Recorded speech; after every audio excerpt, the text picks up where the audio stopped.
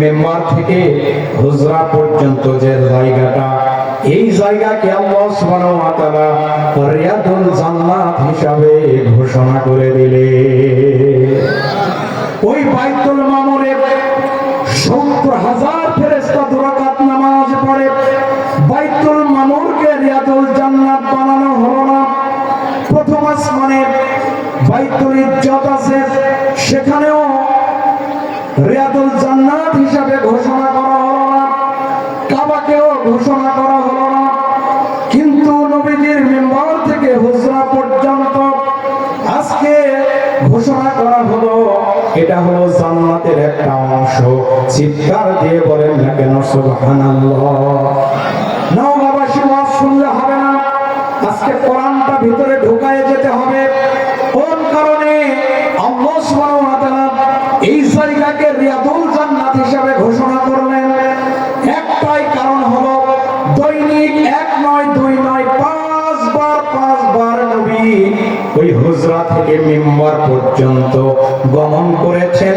১ নয় ২ নয় দিনে ১০ বার নবীর কদম মোবারক ওখানে পড়েছে। এজন্য আল্লাহ সুবহানাহু ওয়া তাআলা ওখানে রিয়াদুল জান্নাত হিসেবে ঘোষণা দিয়েছেন। চিৎকার দিয়ে বলেন সুবহানাল্লাহ।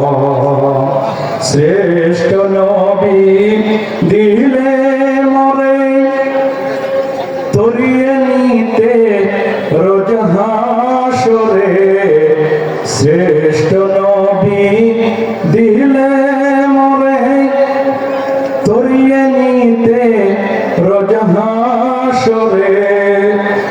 পথ না ভুলি তাই তো দিলে, পথ না ভুলি তাই তো দিলে।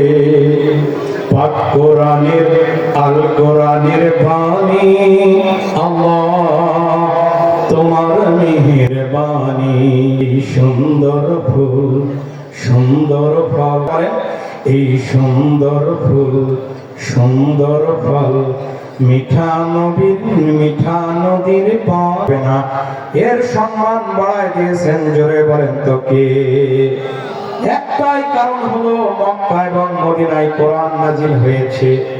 কোরআন যদি মক্কা মদিনায় নাজিল না হয়ে কোরআন যদি আজকে আপনার এই মহাদেবপুরে নাজিল হতো, মহাদেবপুরের দাম বাড়ায় দিতেন, জোরে বলেন তো কে? বন্ধুগণ আমার, কোরআন যে রাতে আসলো সেই রাতের দাম 1000 মাসের চাইতে উত্তম করে দিলেন কে? তার মানে আমি বোঝাইতে চাই, কোরআন এমন একটা কিতাব যার উপর নাজিল হলো, তিনি হলো গোটা জগতের মানুষের জন্য এসেছেন। বন্ধুগণ আমার, তার কেমন দাম! এই যে মক্কা, তার বরাবর আছে বাইতুল মামুর নামের একটা মসজিদ। এই মসজিদে ১ নয় ২ নয় যখন থেকে পৃথিবী তৈরি হয়েছে, যখন থেকে ওই মসজিদটা তৈরি হয়েছে, তখন থেকে ১ নয় ২ নয় ৭০,০০০ ফেরেশতা দুরাকাত করে নামাজ পড়ে চলে যায়। দ্বিতীয়বার আর নামাজের সুযোগ হয় না। এভাবে করে কিয়ামত পর্যন্ত ওই মসজিদে বাইতুল মামুর নামে ওই মসজিদের নামাজ সালাত আদায় করা হবে। তারপরেও ফেরেশতার সংখ্যা তাহলে কত? ওই বাইতুল মামুরকে আমাদের রিয়াদুল জান্নাত হিসেবে ঘোষণা আল্লাহ করলেন না। এরপরে আসুন, প্রথম আসমানে বাইতুল ইজ্জত নামের একটা জায়গা আছে, সম্মানিত জায়গা। লাউহে মাহফুজ থেকে ওই বাইতুল ইজ্জতের কোরআনটা ডাইরেক্ট নাজিল করা হয়েছে। এরপরে ওই বাইতুল ইজ্জত থেকে প্রথম আসমান থেকে বারে বারে থেমে থেমে এই কোরআন নবীর উপর 23টা বছরে নাজিল করা হয়েছে। চিৎকার দিয়ে বলেন না কেন সুবহানাল্লাহ। ওই বাইতুল ইজ্জতকেও আল্লাহ সুবহানাহু ওয়া তাআলা রিয়াদুল জান্নাত হিসেবে ঘোষণা করলেন না। সুবহানাল্লাহ বলতে পারেন না? কাবা ঘরে এরাকাত যদি কেউ 2 রাকাত নামাজ পড়তে পারে, তাহলে নবী ঘোষণা দিলেন সেটা 1,00,000 রাকাতের সমান সওয়াব দিবেন। জোরে বলেন তো কে? শুধু তাই নয়, কাবা ঘরে যদি কেউ তওয়াফ করতে আসে, আমার হাবিব বলেছেন তার অতীতের জীবন জিন্দেগীর গুনাহ আমি আল্লাহ সুবহানাহু ওয়া তাআলা মাফ করে দিই। কাবার দিকে যে একবার তাকাবি, তাকাতে দেরি তাকে 120টা রহম তার উপর নাজিল করতে দেরি করেন না। তিনি কে? প্রাণের বন্ধুগণ আমার, কাবার যে দাম, সেই কাবাকেও রিয়াদুল জান্নাত হিসাবে আল্লাহ সুবহানাহু ওয়া তাআলা ঘোষণা করলেন না। কিন্তু নবী যেখানে শায়িত আছেন, নবী কি যেখানে রওজা আছে, নবীর রওজা থেকে হুজরা আজকে মেম্বার পর্যন্ত, মেম্বার থেকে হুজরা পর্যন্ত যে জায়গাটা, এই জায়গাকে আল্লাহ সুবহানাহু ওয়া তাআলা রিয়াদুল জান্নাত হিসাবে ঘোষণা করে দিলেন। ওই বাইতুল মামুরে 70,000 ফেরেশতা দুরাকাত নামাজ পড়ে। বাইতুল মামুরকে রিয়াদুল জান্নাত বানানো হলো না। প্রথম আসমানে বাইতুল ইজ্জত আছে, সেখানেও রিয়াদুল জান্নাত হিসাবে ঘোষণা করা হলো না। কাবাকেও ঘোষণা করা হলো না। কিন্তু নবীজির মিম্বার থেকে হুজরা পর্যন্ত আজকে ঘোষণা করা হলো, এটা হলো জান্নাতের একটা অংশ। চিৎকার দিয়ে বলেন না কেন সুবহানাল্লাহ। নওগাঁবাসী ওয়াজ শুনলে হবে না, আজকে কোরআনটা ভিতরে ঢুকায়ে যেতে হবে। কোন কারণে আল্লাহ সুবহানাহু ওয়া তাআলা এই জায়গাকে রিয়াদুল জান্নাত হিসাবে ঘোষণা করলেন? একটাই কারণ হলো, দৈনিক 1 নয় 2 নয় 5 বার নবী ওই হুজরা থেকে মিম্বার পর্যন্ত গমন করেছেন। 1 নয় 2 নয় দিনে 10 বার নবীর কদম মোবারক ওখানে পড়েছে।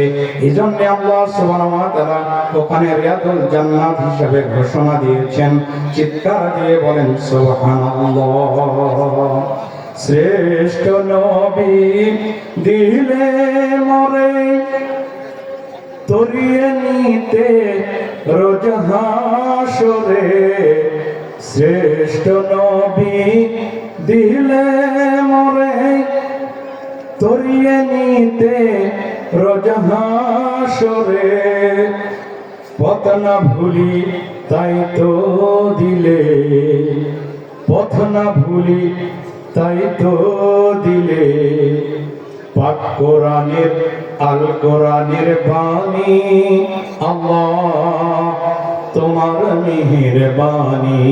বলেন এই সুন্দর ফুল সুন্দর ফল, কেউ জবান বন্ধ রাখবে না। বলেন এই সুন্দর ফুল সুন্দর ফল, মিঠা নবীর মিঠা নদীর পানি খোদা তোমার মেহেরবানি।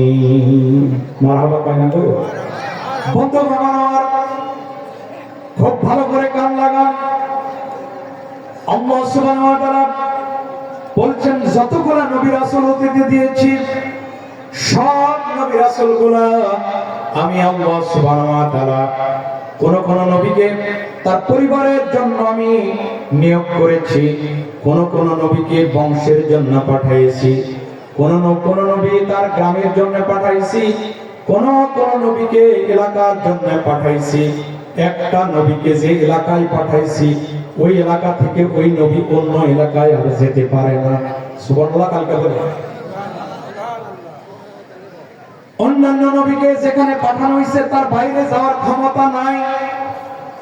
কিন্তু আমার আল্লাহ সুবহানাহু ওয়া তাআলা যে নবীকে পাঠাইছেন, এই নবী সম্পর্কে আল্লাহ সুবহানাহু ওয়া তাআলা বলছেন কুল ইয়া আইয়ুহান নাসু ইন্নী রাসূলুল্লাহি ইলাইকুম জামিআ।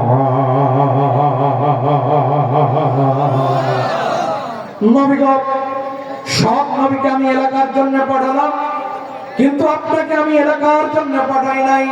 আপনি তামাম মানুষের নবী, গোটা পৃথিবীর যত মানুষ আছে সব মানুষের জন্য আমি কোরআনটা দিয়ে আপনাকে পাঠাইছি। চিৎকার দিয়ে বলেন সুবহানাল্লাহ। আল্লাহ সুবহানাহু ওয়া তাআলা বলছেন লাকাদ মান্নাল্লাহু আলাল মুমিনিন।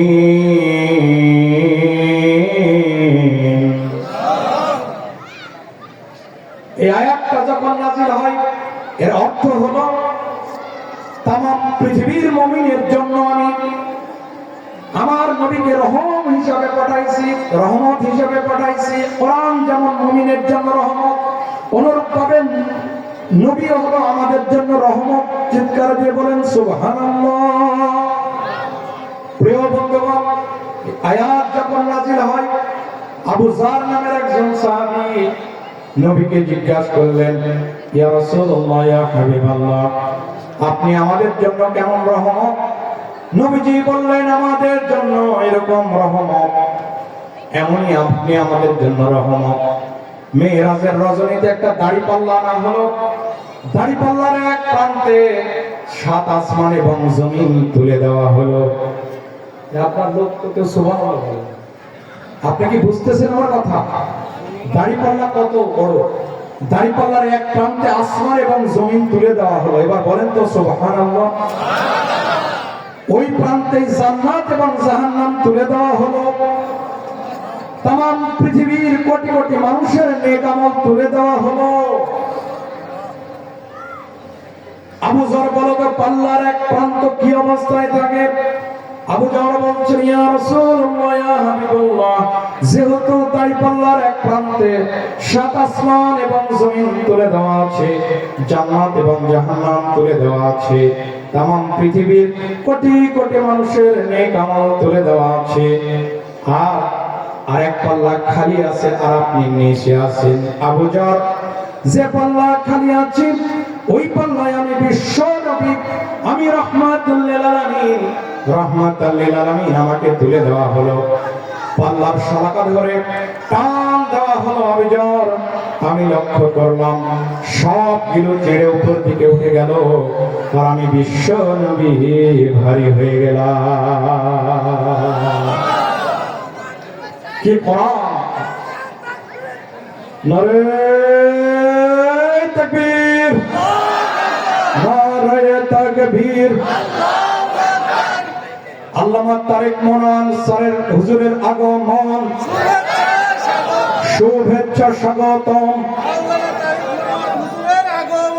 মহাদেবপুরবাসীর পক্ষ থেকে লাল গোলাপ শুভেচ্ছা। নারে তাকবীর। আল্লাহ সুবহানাহু ওয়া তাআলা ওনার হায়াতের মধ্যে বারাকা দান করুন, কণ্ঠে বারাকা দান করুন, জোরে বলেন আমিন। প্রত্যেকদিন ওনার মাহফিল, প্রত্যেকদিন ওনার জার্নি, আল্লাহ সুবহানাহু ওয়া তাআলার মনিবের দরবারে তার সুস্থতার জন্য আমরা আপনাদের কাছে নিবেদন করছি। আল্লাহ সুবহানাহু ওয়া তাআলা তার সুস্থতা এবং মনোবাসনা পূর্ণ করে দিন, জোরে বলেন আমিন। আজকে এক ভাই বলছেন, আমি এই কোরআন আন্দোলনে এসেছি শুধুমাত্র স্যারের ছোটবেলার ওয়াজ শুনে আমি এসেছি। তার চোখে পানি ছলছল করছিল।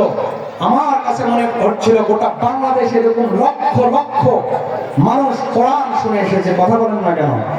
কাজে আসুন, আমরা তাকে মঞ্চ ছেড়ে দিতে চাই। আজকে আপনাদের প্রধান অতিথি, সুযোগ্য চেয়ারম্যান, হাতুড় ইউনিয়ন পরিষদের 2 নম্বর হাতুড় ইউনিয়ন পরিষদের সম্মানিত চেয়ারম্যান মহোদয় জনাব মোহাম্মদ এনামুল হক সাহেব। উনি, আমরা শুনলাম সব জায়গায় কাজ না থাকলে গ্রামে গ্রামে ঘুরে বেড়ান। আল্লাহ সুবহানাহু ওয়া তাআলা এই জনগণের খেদমত তার কবুল করে দিন, জোরে বলেন আমিন। আমি সকলের দোয়া চেয়ে আমরা শেষ করছি। আসসালামু আলাইকুম ওয়া রাহমাতুল্লাহি ওয়া বারাকাতুহু।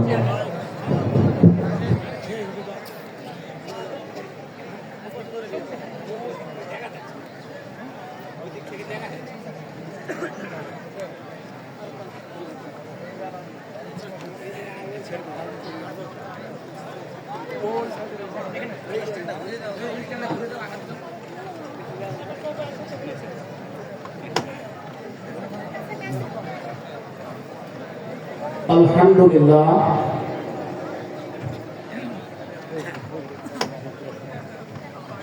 এতক্ষণ আপনাদের সামনে প্রাণবন্ত, দালিলিক এবং যুক্তি নির্ভর তাফসীর পেশ করলেন, আলোচনা রাখলেন মাওলানা মোহাম্মদ রেজাউল ইসলাম উজ্জ্বল। আমাদের পক্ষ থেকে মহোদয়কে হুজুরকে মোবারকবাদ। আমি আপনাদের দৃষ্টি আকর্ষণ করছি, যিনারা একটু পিছনে আছেন, মেহরবানি করে ফাঁকা জায়গাগুলি পূর্ণ করে নিয়ে সবাই একটু সামনের দিকে আগে আসেন। সবাই মেহরবানি করে একটু সামনের দিকে আগে আসেন, পিছনে কিন্তু সব আর মানে ভর্তি হয়ে গেছে। আপনারা একটু মেহরবানি করে সামনের দিকে আগে আসেন। অত্র মাদ্রাসার পক্ষ থেকে আয়োজিত 60তম তাফসীরুল কোরআন মাহফিল মির্জাপুর ইসলামিয়া আলিম মাদ্রাসা সভাপতিত্ব করছেন অত্র মাদ্রাসার সুযোগ্য সাবেক অধ্যক্ষ জনাব আলহাজ মোহাম্মদ সাইফুল ইসলাম এবং প্রধান অতিথি হিসেবে আসন অলঙ্কৃত করেছেন আপনাদেরই এলাকার উন্নয়নের মাইল ফলক জনাব মোহাম্মদ এনামুল হক, চেয়ারম্যান 2 নম্বর হাতুড়ি ইউনিয়ন, এবং বিশেষ অতিথি হিসেবে আসন অলঙ্কৃত করেছেন আপনাদের সুপরিচিত এবং জনগণের নিকটতম আসন গ্রহণকারী জনাব মোহাম্মদ জিল্লুর রহমান, সদস্য 2 নম্বর হাতুড়ি ইউনিয়ন। তিনার আসন গ্রহণ করার জন্য অনুরোধ করছি। এখন আপনাদের সামনে কোরআন এবং হাদিসের আলোকে সমসাময়িক প্রেক্ষাপট, মাদ্রাসার ছাত্রদের অমনোযোগিতা, ছাত্রীদের অংশগ্রহণ বেশি,